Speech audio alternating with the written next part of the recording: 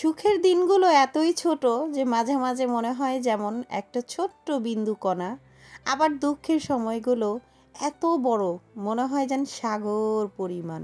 এই সুখ দুঃখ নিয়েই হচ্ছে আমাদের জীবন। তবে হতাশ হওয়া যাবে না এই জীবনে। ভালোবাসার মানুষের সাথে সম্পর্কে অনেক রকমের অনেক ঝামেলা আসে, অনেক রকম। আমার এই ভিডিওগুলো দেখে যারা কমেন্ট করো যে হাজব্যান্ড ওয়াইফের মধ্যে তোমাদের মধ্যে কি ঝগড়া হয় না, তোমাদের মধ্যে কেমন, হ্যাঁ আমাদের মধ্যেও ঝগড়া হয়। তবে আমরা চেষ্টা করি মিটমাট করে নেয়ার। যত দ্রুত এটা মিটমাট করে নিব ততই আমাদের জন্য ভালো, এটা আমরা সব সময় চেষ্টা করি। তবে হাজব্যান্ড ওয়াইফের মাঝখানে যখন তৃতীয় পক্ষ চলে আসে না, তখন কিন্তু ওই জিনিসগুলো মিটমাট হতে অনেক সময় লেগে যায়। তো চেষ্টা করতে হবে যে নিজেদের সম্পর্কের মাঝখানে যাতে কোনো তৃতীয় পক্ষ না আসে।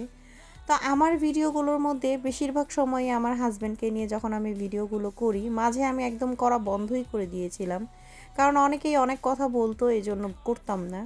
বাট এটা আমার লাইফ, আমি চিন্তা করলাম যে আমার হাজব্যান্ডের সাথে আমি কিভাবে সময় কাটাবো, আমি আমার লাইফে কিভাবে আমি আমার নিজেকে গুছিয়ে রাখবো, সেটা তো অন্য কেউ ডিসাইড করে দিবে না। তো এই যে হাজব্যান্ডের সাথে আমার সম্পর্ক, অনেক সময় যে ভিডিওর মধ্যে দেখো এইরকম সুন্দরও সম্পর্ক, আবার এর থেকে খুব খারাপ অবস্থায়ও যায় আমাদের মধ্যে সম্পর্ক। অনেক সময় আমরা রাগারাগি করে একজন আরেকজনের সাথে কথা বলি না, 15 দিনও কথা বলি না, এমনও হয়েছে। বাট এই যে সম্পর্কর ওঠানামা, এটাই কিন্তু তৃপ্তি। একরকম থাকলে কিন্তু কখনোই তৃপ্তি আসে না। আসসালামু আলাইকুম, ওয়েলকাম টু মাই চ্যানেল। আমি ফ্রান্স ব্লগার সুমু থেকে সুমাইয়া সুমু চলে আসলাম আমার জীবনের একটি অনেক সুন্দর মুহূর্ত তোমাদের সাথে শেয়ার করার জন্য। আমি যেহেতু ফ্রান্সে থাকি, তো আমি তো বাংলাদেশে চাইলেই যেতে পারি না, এবং বাংলাদেশের মতো আমার আত্মীয় স্বজনও কেউ নাই। যখন আমার মন অনেক বেশি খারাপ লাগে, আমি যখন অতিষ্ঠ হয়ে যাই এই সাংসারিক ঝামেলা থেকে, তখন আমার মনে হয় যে একটু ঘুরে আসলে আমি একটু রিল্যাক্স পাবো। আর আমি ঘোরাঘুরি অনেক বেশি পছন্দ করি। আমার বেশিরভাগ ব্লগে দেখবা যে আমি অনেক বেশি ঘোরাঘুরি করি। ইদানিং আমি কমিয়ে দিয়েছি, কারণ আমি অনেক বেশি ঘোরাঘুরি এখন আর করতে পারি না, বাচ্চাদের জন্য। বাচ্চাদের পড়ালেখা থাকে, স্কুল থাকে, হাজব্যান্ডের কাজের সমস্যা থাকে, বিভিন্ন রকমের মিক্স করেই আমি আসলে করতে পারি না। বাট আমি চেষ্টা করি আমার নিজেকে প্রতিফুল্ল রাখার। এবং এই ঝামেলা থেকে যখনই আমার মনে হয় যে না এখন আর আমি পারতেছি না, আমি তখন নিজেই মানে একদম একটা প্ল্যান করে ফেলি, অনেক দূরে চলে যাব, অনেক সুন্দর করে দিন কাটাবো। কখনো মনে হয় যে দূরে যেতে না পারলে পার্কে গিয়ে শুয়ে থাকবো, পার্কে গিয়ে বসে থাকবো, খাবার দাবার রান্না করি, বাচ্চাদেরকে নিয়েই আর চলে যাই, বের হয়ে যাই। তো এইটাই হচ্ছে আমার নিজের স্ট্র্যাটেজি নিজেকে সুস্থ রাখার জন্য, নাহলে আমি পাগল হয়ে যেতাম হয়তো বা কারণ এত ঝামেলার মধ্যে থাকি আর রেগুলার একই রুটিন মেনটেন করি। তো ঠিক তেমনই যে সমুদ্র পাড়ে গিয়েছিলাম, এটাও কিন্তু একদম সেই রুটিনেরই একটা অংশ। মনে হয়েছে যখন একদম মানে আর পারতেছি না, মনে হয় যে বাসায় দম নিতে ভালো লাগতেছে না, একদম বের হয়ে গেলাম, গিয়ে সমুদ্র পাড়ে ঘুরে আসলাম। কী যে শান্তি, কী যে শান্তি। একটা দিন ছিলাম, তবে এই একটা দিনেই আমার কাছে একদম মানে মন ভরে গেছে। আমার কাছে মনে হয় কি, যে কোনো জিনিসের না চাহিদা রেখে দেওয়া ভালো। যদি আমি এখানে 5 দিন থাকতাম, তাহলে কিন্তু আমার 2-3 বছরে যেতে ইচ্ছা করতো না। আমি যেহেতু একদিন থেকে আসছি, আমার বাচ্চারাও আমাকে ডিমান্ড করবে, আমার নিজেরও যেতে ইচ্ছা করবে। এই জন্য আমি প্রতিটা জিনিসেরই না এই জিনিসটা করি, যে সেটা খাবার হোক, খাবার খেতে গেলেও আমি পেট ভরে খাই না, রেখে দেই। আমি কোনো জিনিস কিনলেও আমি এমনভাবে কিনি যাতে আমার মনে হয় যে এটা আবার কিনবো। তো আমার কাছে আর কি আমার স্ট্র্যাটেজি এরকম। অনেকেই চিন্তা করে যে একবার খাবো, একবারে শেষ করে দেবো, মন ভরে যাবে। বাট অ্যাকচুয়ালি আমি এই কাজগুলো কখনোই করি না। আমার কাছে মনে হয় যে রেখে রেখে খাওয়া থেকে ভালো না, যে মনের মধ্যে একটু চাপ দিয়ে নিলাম, মনটাকে একটু বুঝিয়ে নিলাম যে না এটা আরও একটু দরকার, এটা এখন করব না, শেষ করে ফেলবো না। এটা একটা আপুরা, তোমরা দেখবা নিজেদের মনকে যখন বুঝিয়ে ফেলতে পারবা না, তখন আর তোমার মানে বলে না যে যুদ্ধ জয় করার মতো একটা, তুমি স্বাধীন হয়ে গেলা নিজের মনকে যদি বুঝিয়ে ফেলতে পারো। ঠিক তেমনই। তো এই সুন্দর মুহূর্তগুলো কিন্তু ক্যাপচার করতে করতে আমি আমার মোবাইলের চার্জ শেষ করে ফেলছিলাম। পরে যে আমি কিভাবে করে ক্যাপচার করছি একমাত্র আমি জানি। আর হচ্ছে যেই মোবাইলটা আমার সবচেয়ে দামি, সেটা দিয়ে আমি নর্মালি ভিডিওগুলো করি। তো এই ভিডিওগুলো কিন্তু খুব সুন্দর আসে আমার। বাট এই মোবাইলটাই চার্জ শেষ হয়ে গেছে। আর ইদানিং অনেক দিন যাবতই ভিডিও করতে করতে, ভিডিও বেশি করলে হয় কি মোবাইলের হায়াত হয়তো কমে যায়। তো আমার যেহেতু কাজ ভিডিওগ্রাফি এবং ভিডিও করা, তো এই জন্য হচ্ছে আমার রেগুলার ভিডিও করতে হয় এবং আমার মোবাইলের হায়াতও হয়তো কমে গেছে। এইরকম অবস্থা। তো বাচ্চাদেরকে আসলে এই যে পাথর খেলার ভিডিওটা, এটা কিন্তু অল্প একটু শেয়ার করছিলাম তোমাদের সাথে। তো এইখানে কিন্তু আরও অনেক অংশ ছিল। এই পাথর আমার হাজব্যান্ড আমাকে পাথর গিফট করতেছে, বাচ্চারা গিফট করতেছে, কিন্তু এগুলো আসলে আমি করতে পারিনি, ক্যামেরাবন্দি করতে পারিনি, আমার মোবাইলে চার্জ ছিল না, যার জন্য আমি হাজব্যান্ডের মোবাইল দিয়ে কোনো রকম টুকটাক করেছি, টুকটাক ভিডিও একদম মানে বলে না যে পিক পয়েন্টে গিয়ে আমার চার্জটা শেষ হয়ে গেছে। সারা রাস্তা চার্জ করতে করতে যদি গিয়ে ভিডিও করতাম তাহলে হয়তো এমন হইতো না। সারা রাস্তা গানও শুনছি ইচ্ছা মতো, সারা রাস্তা মানে এনজয় করছি, অনেক সুন্দর। ফ্রান্সের ভিতরে বললাম না, এর আগের একটা ভিডিও আছে ফ্রান্সের ভিতরে, সুইজারল্যান্ড ঘুরে আসলাম।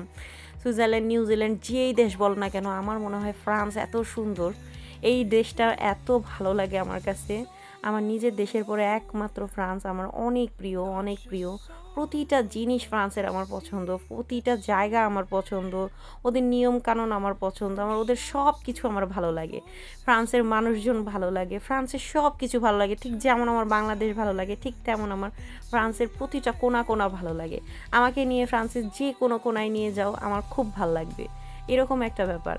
তো এই জন্য আমার মনে হয় যে আমি আউটে ঘোরার থেকে ভালো আমি ফ্রান্সে ঘুরবো, ফ্রান্সের জায়গার মধ্যে থাকবো, ফ্রান্সে থাকবো এবং ফ্রান্সে খরচ করব। আমার টাকাটা দিয়ে ফ্রান্সেই উন্নতি হবে, আমার টাকা দিয়ে ফ্রান্সেই রোটেশন হবে, আমি সেটা চাই। আমার কাছে খুবই ভালো লাগে। ঠিক যেমন যেমন আমি যখন দান করতে যাই তখন আমার মনে হয় যে অন্য দেশে দান না করে আমি আমার দেশে দান করব, আমার দেশের মানুষ পাবে। এরকম যখন কোনো একটা কিচ্ছু কেনার হয় তখন আমার মনে হয় এটা আমি আমার দেশের মানুষের জন্য কিনবো। তো এই রকম অবস্থা। এখন ফ্রান্সের প্রতিও আমার অনেক আবেগ কাজ করে, অনেক ভালো লাগে আমার কাছে ফ্রান্স। তো এই জন্যই হচ্ছে আমি যখনই আমার সময় হয় তখনই আমার মন চায় যে আমি ফ্রান্সের ওই কোণাটা ঘুরে আসি, ওই কোণাটা ঘুরে আসি, এমন মনে হয়। তো অনেক ভালো লাগে, অনেক। আর বাচ্চারাও ঠিক ওই রকমভাবে বড় হইতেছে, বাচ্চাদেরও হয়তো এই এই জিনিসটা, আমি তো এখানে জন্ম হইনি এবং তাতেই আমার এত ভালো লাগে। আর যদি আমার জন্ম হতো এখানে তাহলে তো আমার মানে অন্যরকম মায়া কাজ করতো, হয়তো বা আমার বাচ্চাদের আরও বেশি মায়া কাজ করবে, ওদেরকে স্কুলে ওইভাবে বড় করতেছে। তো আমি কিন্তু অনেক বড় টি লাভার, এটা মোটামুটি সবাই জানে, কিন্তু টি খেতে পারতেছিলাম না, বাতাসে উড়াই নিয়ে যায়, এত বেশি বাতাস ছিল, যতবার ঢালছি ততবারই চা পড়ছে বাতাসের কারণে। বাতাস বাড়িয়ে দেয়, হাতের মধ্যে বাড়িয়ে দেয়, বাতাসের যে মধ্যে আর কি পড়ে যায়। তো আমার কাছে এরকম একটা রিল দেখছিলাম যে সমুদ্র পাড়ে বসে চা খায় চা লাভার যারা, তারা।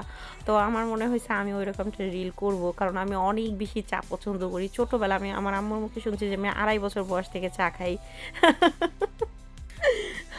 কি আর বলবো, এটা তার আমার দোষ না, 2.5 বছর বয়সে তো আমি চা চিনতাম না, এটা হয়তো আমার ফ্যামিলির লোকজন তারা খাইতো, তাদের একটু আদর করে দিতে দিতে দিতে দিতে আমার অভ্যাস হয়ে গেছে। আমি অনেক বেশি চা পছন্দ করি, আমি দিনে 2 বেলা চা খাই, আমার খুব ভাল লাগে। তো মোটামুটি আমার কিন্তু ঘোরাঘুরি শেষ। এখানে আরও অনেকগুলো ক্লিপ বাকি আছে যেগুলো আমি অ্যাড করতে পারিনি, কারণ ওগুলো লম্বাভাবে ধরা এবং আমার হাজব্যান্ডের মোবাইল দিয়ে করা, এই জন্য হচ্ছে দিতে পারিনি।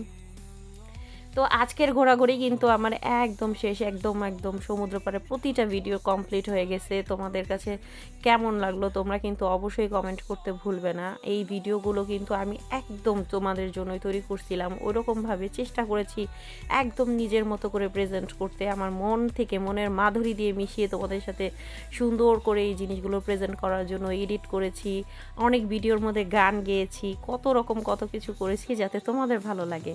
আর দেখতে পাচ্ছ কত গরু, আশেপাশে কত গরু, এরকম কিন্তু একটা ভিডিও আসবে যেখানে শুধু গরুর পাল থাকবে।